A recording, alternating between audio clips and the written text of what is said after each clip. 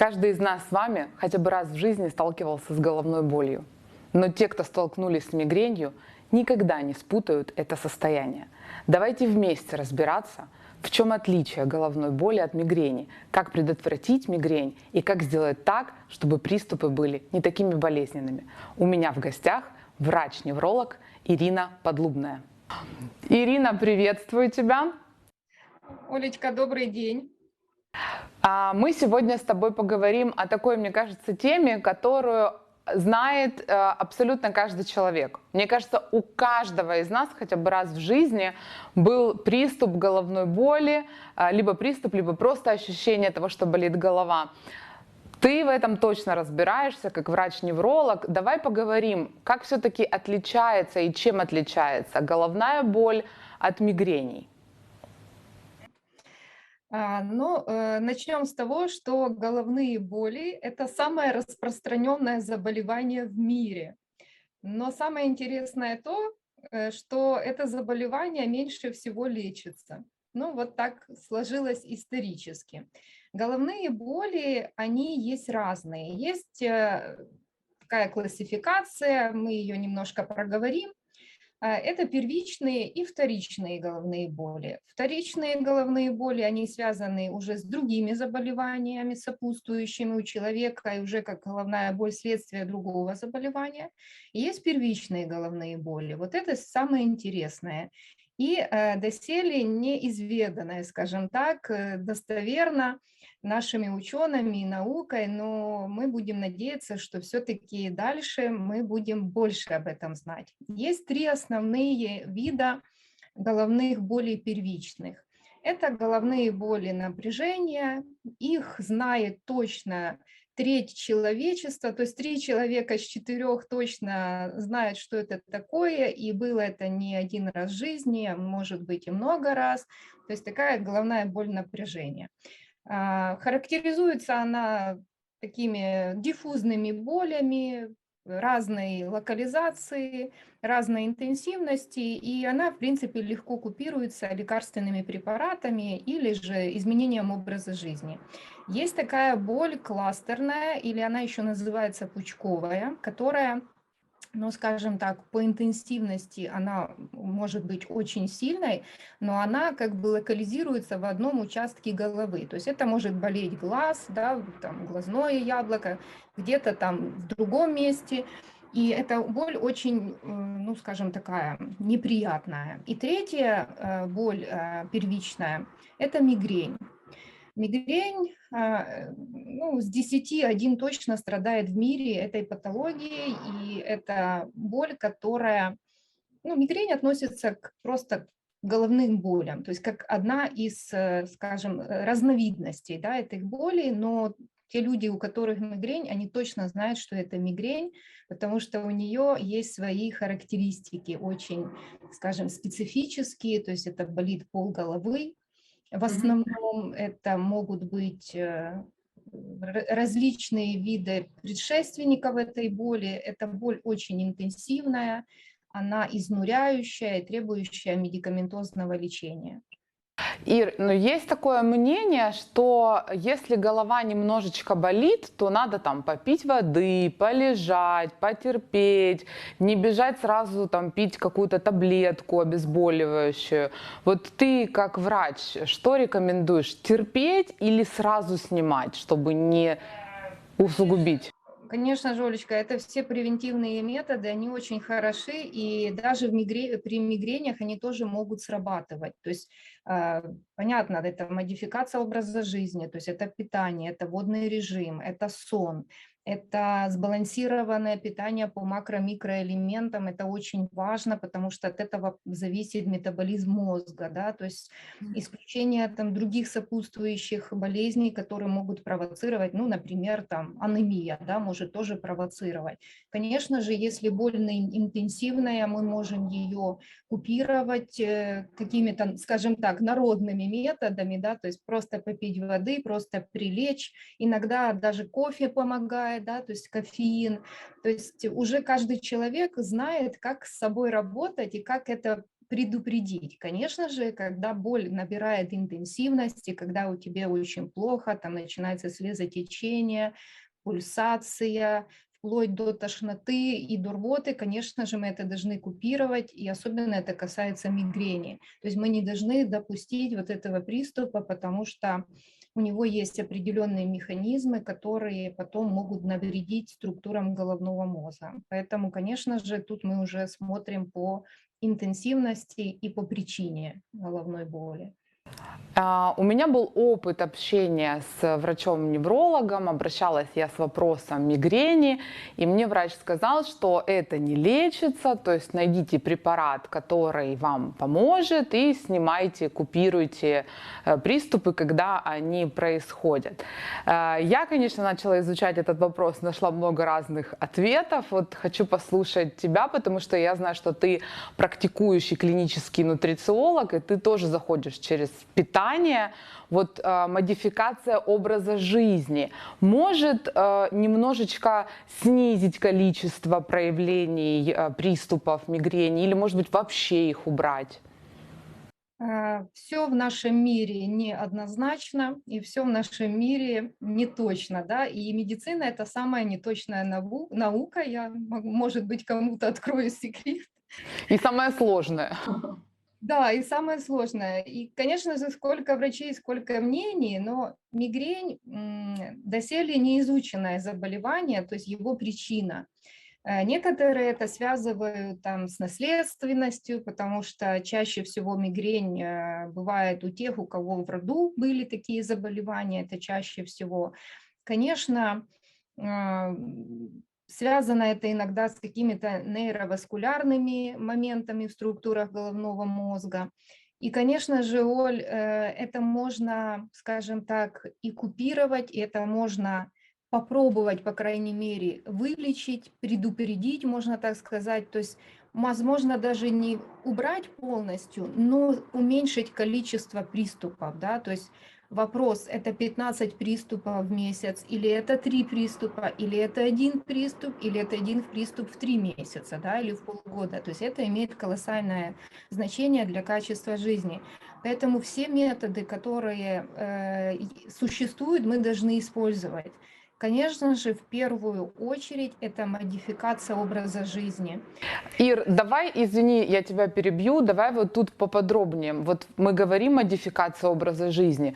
Что конкретно? Знаешь, как бы у человека, который нас сейчас смотрит, у него такая сразу грустная черно-белая картинка, где он кушает только зеленую траву, пьет водичку. Давай поподробнее, что ты подразумеваешь под вот этим словосочетанием модификация образа жизни? На самом деле жить здорово, легко и весело, и вкусно даже. Просто не нужно впадать в крайности.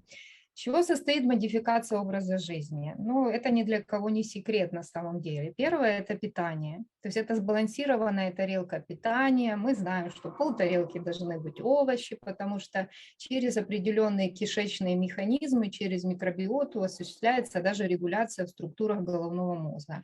Это должен быть полноценный белок, и углеводы в том числе, которые являются энергией для мозга. Ну, то есть это как бы сбалансированная тарелка. Плюс, возможно, нам нужно будет к этой тарелке добавить какие-то макро-микроэлементы в виде там витаминно-минеральных комплексов. Ну, все индивидуально, понятно, подбирается по анамнезу, и это, конечно же, анализы, да, то есть мы работаем с каждым человеком индивидуально, потому что мы каждая индивидуальность. То есть это питание. Второе — это водный режим. Очень важно пить воду, особенно у тех людей, у которых мигрени. То есть это прямо должно быть просто как отче наш, и это человек, вот даже те люди, которые, вот начиная даже просто с питания, с водного режима, у них количество приступов снижается автоматически. То есть это 1,5 в среднем литра жидкости, воды в сутки, ну, приблизительно 30 миллилитров на килограмм массы тела. Летом мы можем добавить еще пол-литра, потому что мы потеем, то есть это нужно учитывать. Третье — это сон. Тоже для профилактики мигрени крайне важен сон, потому что это биоциклы мозга, и самое интересное то, что сон нужен мозгу для восстановления. И интересно то, что во сне мозг работает еще больше. Но таким образом он перерабатывает всю информацию, которую он получает. Поэтому сон крайне важен.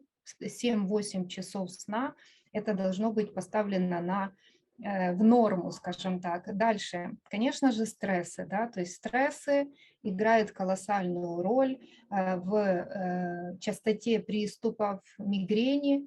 И, конечно же, иногда мы не можем, да, отменить стресс, но мы можем отменить плохое отношение к этому. То есть мы можем поменять свое отношение к этому стрессу. И есть методы, которые могут помочь убрать этот стресс. Мы много уже об этом говорим, и я думаю, что кто захочет, узнает больше об этом, как работать со стрессом. Конечно же, это физическая нагрузка. То есть умеренная физическая нагрузка, она запускает определенные механизмы, и, естественно, организм от этого только получает плюс. Изнурительная физическая нагрузка, наоборот, может усиливать приступы мигрени, поэтому люди должны тут все, скажем так, в балансе держать. Дальше, условия обитания, то есть то, что тебя окружает, твоя квартира, да, то есть наладить быт, проветривать помещение. Если вы на работе, проветривать, это очень важно, чтобы был доступ кислорода, проветривать то помещение, в котором мы находимся. То есть это такие, скажем, моменты, да, которые, ну, я считаю, основные, максимальные, что мы должны модифицировать, чтобы избежать или уменьшить количество приступов мигрени. А что касается каких-то конкретных продуктов, ну вот я читала, что, например, когда мигрень, нельзя пить кофе, нельзя там пить красное вино, нужно избегать сыры. Причем, ну, какого-то там научного объяснения не находила, но вот какие-то группы продуктов почему-то перешли в сторону зла, а какие-то в сторону добра. Есть какая-то, ну, какие-то вообще критерии, что можно, что нельзя? И раз уже так мы подбираемся, да, к этой мигрени, когда человек уже понимает, что да, у него не просто головная боль, потому что спутать головную боль с мигренью невозможно. Что ему делать? Вот он понял, что это произошло. Что делать?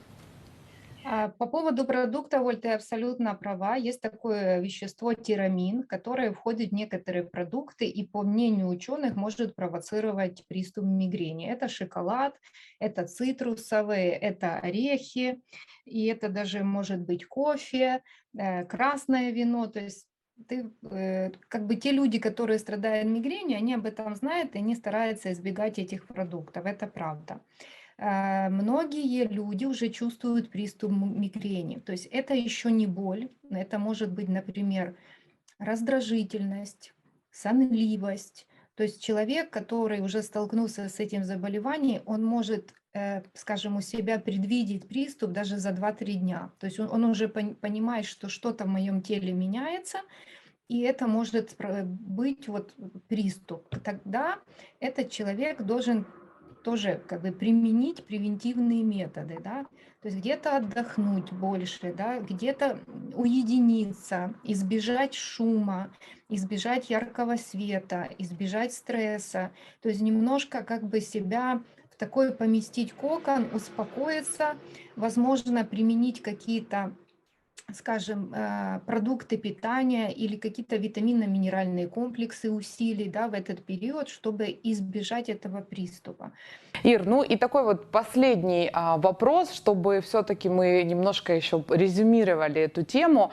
Мы понимаем, что это такое мигрень и головная боль, да, ну, головную боль не берем во внимание, вот именно мигрень. Это такая болезнь, которую вылечить нельзя, но можно облегчить и сделать ее не такой явной. Это модификация образа жизни, это исключение каких-то продуктов, да. Что еще? Это терапия, которую подбирает врач. То есть в любом случае такой человек, он обращается к врачу, потому что ты права, не занимаемся самолечением, и ты права, что нужно сначала пройти обследование, потому что под приступом мигрени может прятаться инсульт, может прятаться онкология и очень много других сопутствующих моментов, поэтому мы с этим не играемся. И когда мы почувствовали сильную головную боль, мы должны обратиться к врачу-неврологу или, ну, как минимум к семейному врачу, который уже направит к смежному специалисту, который этим занимается. Конечно же, Оль, все, что ты говоришь, это абсолютно верно. То есть все, о чем мы сегодня проговорили, модификация образа жизни, обследование, подбор правильной терапии, работа, возможно, даже с нутрициологом, потому что я невролог-нутрициолог, и я давно работаю с такими пациентами, и у нас есть очень хорошие результаты.